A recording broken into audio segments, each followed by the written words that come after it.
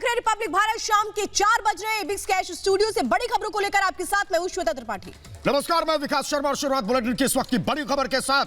केंद्र सरकार और ममता के बीच जंग और तेज हो गई। बंगाल से अफसरों को बुलाने की चुनौती दी है। ममता सरकार की सुप्रीम कोर्ट में याचिका है। ये सुप्रीम कोर्ट में याचिका दाखिल कर कहा कि ये गलत हुआ है, लेकिन ये तकरार लगातार बढ़ती जा रही है। तो केंद्र सरकार के फैसले को चुनौती दी गई है।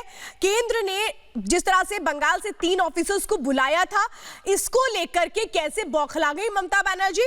ममता बनर्जी ये कह रही थी कि राज्य के अधिकारों में हनन है। ये इस तरीके के आरोप लगाए जा रहे थे और फिलहाल सुप्रीम कोर्ट का दरवाजा खटखटा लिया गया है ममता सरकार की ओर से।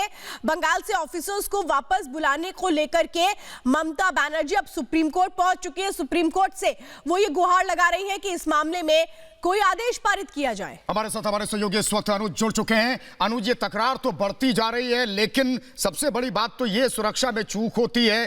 क्या ये केंद्र को इतना भी अधिकार नहीं, गृह मंत्रालय को इतना भी अधिकार नहीं कि वो अफसरों को बुला भी सके, पूछ सके या रिपोर्ट मान सके? ये लड़ाई कैसी है?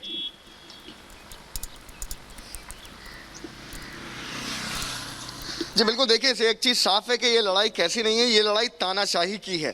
वही हालात देखने को मिल रहे हैं, वही हालात बने हुए हैं इस समय पश्चिम बंगाल के अंदर। शुरू से देखिए, जब इन अधिकारियों की बात हुई, जब सेंट्रल गवर्नमेंट ने इनको तलब किया या बुलाया, जो कि रूल के अंतर्गत बुलाया जाता है, रूल के अंतर्गत सारी चीज़ें होती हैं, तब पश्चिम बंगाल की जो मुख्यमंत्री हैं ममता बनर्जी, तृणमूल कांग्रेस के सुप्रीमो हैं, उन्होंने साफ इनकार कर दिया इस चीज़ से। अब सुप्रीम कोर्ट का दरवाजा खटखटाया जाता है, तो इससे साफ नजर आता है कि किस तरीके की तानाशाही है जो वेस्ट बंगाल के अंदर चल रही है। और एक चीज मैं और आपको बता दूं, जो पार्टी के अंदर घमासान मचा हुआ है, ये शायद उसी तानाशाही का नतीजा है। क्योंकि देखिए, जिस तरीके के बयान उन लोगों के आए हैं, जो लोग पार्टी छोड़ के गए हैं, उनका भी कहना यही है कि लीडरशिप के साथ काम करना बड़ा मुश्किल होता जा रहा है, क्योंकि लोगों के विकास के लिए काम नहीं कर पा रहे हैं। तो एक तरफ डिक्टेटरशिप देखने को मिल रही है और दूसरी तरफ सेंट्रल ने जो अपना रूल है उसके अकॉर्डिंग बुलाया था इन अधिकारियों को, लेकिन अब सेंट्रल के खिलाफ सुप्रीम कोर्ट में दस्तक दी है पश्चिम बंगाल सरकार ने, जो हमें पता लगा है। हालांकि अब देखना ये होगा यहाँ पर अनुज यहाँ पर बौखलाहट से ज्यादा ममता बनर्जी शायद ये दिखाने की कोशिश कर रही है कि केंद्र सरकार गलत है, ममता बनर्जी ठीक है, और एक तरीके से ये ईगो की लड़ाई नजर आती है यहाँ पे।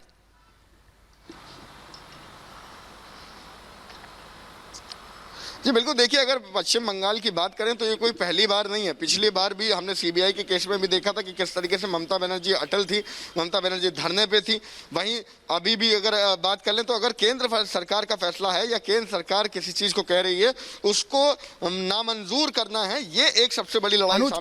अनुज, हम आपको रोक रहे हैं। इस वक्त एक और बड़ी खबर आई है बंगाल से ही, मैं अपने दर्शकों को बता देता हूं, क्योंकि बंगाल के मुख्य सचिव को दिल्ली तलब किया गया है, बंगाल के डीजीपी को भी दिल्ली तलब किया गया है और कानून व्यवस्था पर बैठक के लिए बुलाया गया है। गृह मंत्रालय ने बैठक के लिए बुलाया है। यह बड़ी खबर इस वक्त अपने दर्शकों को बता दे। बंगाल के मुख्य सचिव, बंगाल के डीजीपी दिल्ली तलब कर लिए गए हैं। कानून व्यवस्था पर बैठक के लिए बुलाया गया है। गृह मंत्रालय ने ये उन्हें बुलाया है और बड़ी बात यह, क्योंकि मुख्य जो मुद्दा है और जो सबसे बड़ी समस्या वो कानून व्यवस्था को लेकर है, और अगर इसमें दिक्कत आती है तो फिर अनुज, हमने देखा है कि पिछले दिनों राज्यपाल ने भी यह बात कही थी कि उनका भी काम एक जगह से शुरू होता है अगर स्थितियां बिगड़ती हैं, और यही दोनों अधिकारियों को बुलाया गया। फिर ममता ही बोलेंगी कि आप बदले की कार्रवाई कर रहे हैं या फिर हमारे अधिकारों में हस्तक्षेप कर रहे हैं। ममता का फिर यही राग होगा।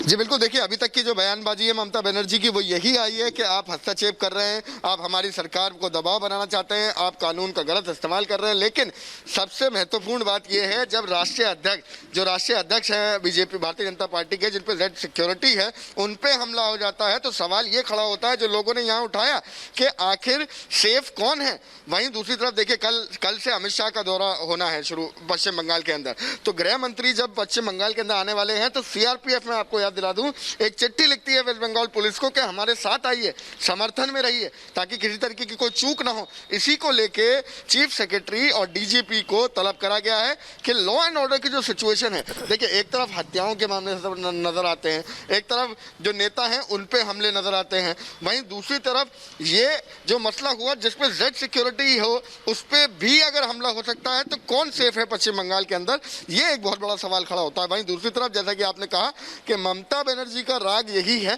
कि आखिर सरकार जो है, जो केंद्र सरकार है, वो स्टेट में इंटरवीन क्यों कर रही है। लेकिन अगर सरकार, राज्य सरकार को ये बात समझने की जरूरत है कि सब कुछ रूल के अकॉर्डिंग होता है, सब कुछ रूल के अकॉर्डिंग होता है। केंद्र सरकार के अपने हक है, केंद्र सरकार अपने हक से आगे बढ़ सकती है। और अगर जैसे ऑफिसर्स की बात करें देखना होगा, ये जो आज शाम की मीटिंग है जिसमें डीजीपी को बुलाया गया है, मुख्य सचिव और पुलिस महानिदेशक को बुलाया गया है, क्या इस मीटिंग में वीडियो कॉन्फ्रेंसिंग के जरिए ये अधिकारी शामिल होते हैं या नहीं होते हैं, जो शाम 5:30 बजे होनी है आज। आपसे आगे भी अपडेट लेंगे, फिलहाल जानकारी देने के लिए धन्यवाद। और इधर इस बीच शुभेंदु अधिकारी का इस्तीफा नामंजूर किया गया है। विधानसभा स्पीकर ने इस्तीफा नामंजूर किया है। शुभेंदु अधिकारी का इस्तीफा अब तक मंजूर नहीं किया गया है। पश्चिम बंगाल के स्पीकर का बयान यह है कि 21 दिसंबर से पहले पेश हो शुभेंदु अधिकारी।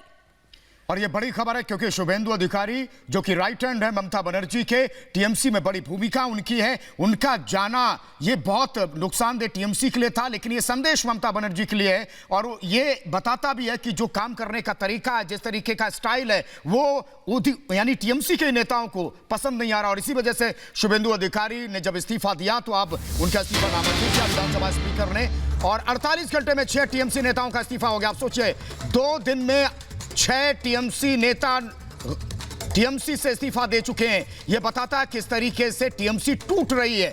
चुनाव से पहले 6 महीने का वक्त है और उससे पहले ही 6 नेताओं ने 48 घंटे के अंदर टाटा बाय बाय बोल दिया है। किस तरह से ममता बनर्जी से अब उनके ही लोग नाखुश हैं। ममता बनर्जी रास नहीं आ रही है, उनके ही लोगों को ये एक के बाद एक सामने आ रहा है और एक के बाद ये इस्तीफे ये बताते हैं कि ममता बनर्जी को लेकर के एक तरह से अब आक्रोश है उनके ही विधायकों में, टीएमसी के नेताओं में। और इधर कबीर उल इस्लाम ने भी इस्तीफा दे दिया है। टीएमसी अल्पसंख्यक सेल से जुड़े थे कबीर उल इस्लाम।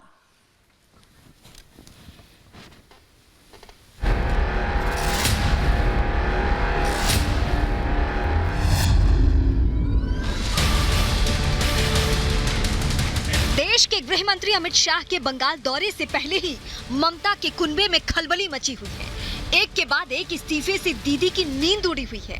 हालत तो ये है कि ममता के सिपह सलारों ने भी हवा का रुख भांप लिया है और बीजेपी का दामन थाम रहे हैं। इसमें सबसे बड़ा नाम अभी तक शुभेंदु अधिकारी का है। इस बीच विधायक शीलभद्र दत्ता ने भी पार्टी छोड़ दी है। शीलभद्र दत्ता 24 परगना जिले के बैरकपुर से विधायक हैं। इस लिस्ट में कई और नाम जुड़ने वाले हैं क्योंकि कहा तो ये भी जा रहा है कि अमित शाह के दौरे के दौरान और भी टीएमसी के नेता बीजेपी का दामन थाम सकते हैं और बीजेपी की मजबूती बंगाल में और भी चुनावी माहौल में बढ़ सकती है। इस बीच ममता भी अपने बिखरते कुनबे को लेकर चिंता में है और आज पार्टी की महत्वपूर्ण बैठक बुला चुकी है ताकि पार्टी में चल रहे बगावत के सुर थम जाए और पार्टी में एकता बनी रहे। अब देखना होगा कि पश्चिम बंगाल में विधानसभा चुनाव से पहले तृणमूल कांग्रेस में मची हलचल खत्म होती है या ममता को और झटके मिलने बाकी है। Bureau report, Republic Bharat. तो केंद्रीय मंत्री गजेंद्र सिंह शेखावत का कहना है कि अब की बार बंगाल में परिवर्तन की आंधी बह रही है। बंगाल की जनता जाग चुकी है।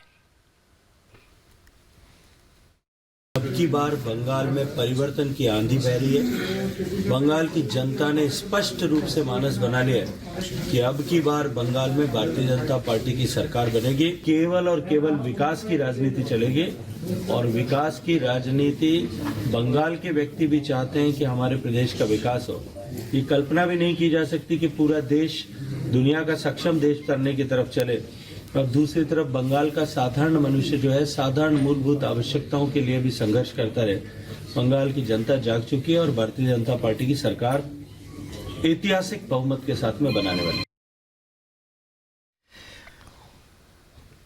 और इनमें एक नेता वो भी थे जितेंद्र तिवारी, जिन्होंने इस्तीफा दिया था और वो ममता बनर्जी पर भड़के भी थे, लेकिन अब उनके खिलाफ आसनसोल में टीएमसी का प्रदर्शन है। उनके पोस्टर तक फाड़ दिए गए। जितेंद्र तिवारी ने कहा कि दरअसल जिस तरह का काम करने का तरीका था उन्हें पसंद नहीं था। उन्हें लगता है मेरी जिंदगी का कोई मूल्य नहीं है और पार्टी में कोई मतलब नहीं है, जिसके बाद ही टीएमसी के जो कार्यकर्ता थे वो भड़के। उन्होंने विरोध प्रदर्शन तो किया लेकिन उनके पोस्टर तक फाड़ दिए। शुभेंदु अधिकारी चाहे जितेंद्र तिवारी हो, एक के बाद एक छिटकते जा रहे हैं और बड़े नेता, और ऐसा लग रहा चुनाव से पहले बिल्कुल टूट की कगार पर है। और जितेंद्र तिवारी ममता बनर्जी पर उन्होंने हमला भी किया और कहा कि जब राज्य सरकार को लगा कि मेरा जीवन कीमती है तो मुझे सुरक्षा दी, अब सरकार को लगता है मेरे जीवन का कोई मूल्य नहीं, इसलिए मेरी सुरक्षा हटा दी गई। बहुत उन्होंने नाराजगी जताई थी, जिसके बाद में टीएमसी के कार्यकर्ता आग बबूला हुए थे। और ये देखिए तस्वीरें सामने आई, पोस्टरों को पैरों तले रौंदा भी है, पोस्टर जितने लगे थे उन्हें फाड़ भी दिया। लेकिन एक के बाद एक 48 घंटे में आप सोचिए 6 जो टीएमसी के नेता हैं उन्होंने टीएमसी का साथ छोड़ दिया है। और बड़ी बात यह है कि जब जितेंद्र तिवारी की सुरक्षा हटाएगी तो 2 और भी जो बागी नेता थे उन्हीं के साथ थे, वो कोलकाता तक ले गए थे। और इसी दौरान टीएमसी के कार्यकर्ता भड़के और उन्होंने कहा कि पार्टी में जिस पार्टी में रहे आप उसी के खिलाफ बोल रहे हैं। लेकिन जो जितेंद्र तिवारी कह रहे हैं वो बहुत बड़ी बात है, वो नाराज भी थे सरकार से, लेकिन अब ये नाराजगी सिर्फ जितेंद्र तिवारी तक सीमित नहीं है, ये नाराजगी लगातार बढ़ती जा रही है। तो टीएमसी में इस्तीफों का दौर चल रहा है, लेकिन ये इस्तीफे किस तरीके से ममता बनर्जी की बेचैनी बढ़ा रहे हैं, उनके कार्यकर्ताओं को ये रास नहीं आ रहे हैं। और अब देखिए किस तरह से जितेंद्र तिवारी के पोस्टर तक फाड़ दिए गए हैं। जितेंद्र तिवारी ने भी अपनी राह अलग कर ली है टीएमसी से, और टीएमसी के जो ये कार्यकर्ता हैं ये इस बात को दिखाने की कोशिश कर रहे हैं कि कितने नाराज हैं जितेंद्र तिवारी से। लेकिन ये कार्यकर्ता सिर्फ नाराज नहीं है, बल्कि ममता बनर्जी को अभी समझ में आ रहा है कि उनकी जमीन किस तरीके से हिल रही है पश्चिम बंगाल में। तो इधर ममता सरकार को सुप्रीम कोर्ट से झटका लगा है। बीजेपी नेताओं पर कार्रवाई पर रोक, अगले आदेश तक नहीं होगी कार्रवाई। सुप्रीम कोर्ट ने सीआईएसएफ से रिपोर्ट भी मांगी है। तो कई बीजेपी नेताओं पर एफआईआर भी हुई थी इस पूरे मामले को लेकर कि अब सुप्रीम कोर्ट किस तरह से सख्त है।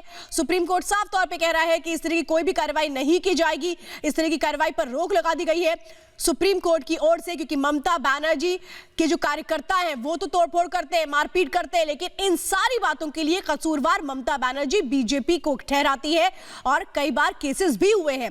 और इसी तरह की कार्रवाई के खिलाफ अब सुप्रीम कोर्ट ने साफ तौर पे कहा है कि ऐसा कोई भी एक्शन नहीं लिया जाएगा फिलहाल।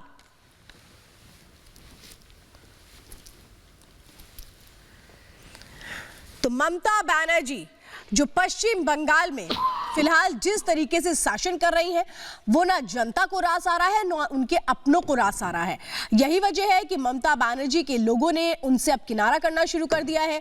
तो वहीं अब सुप्रीम कोर्ट से भी नोटिस मिला है ममता सरकार को, बीजेपी नेताओं पर जिस तरीके से वो एक्शन ले रही हैं वो इस तरह की कार्रवाई नहीं कर सकती है अगले आदेश तक।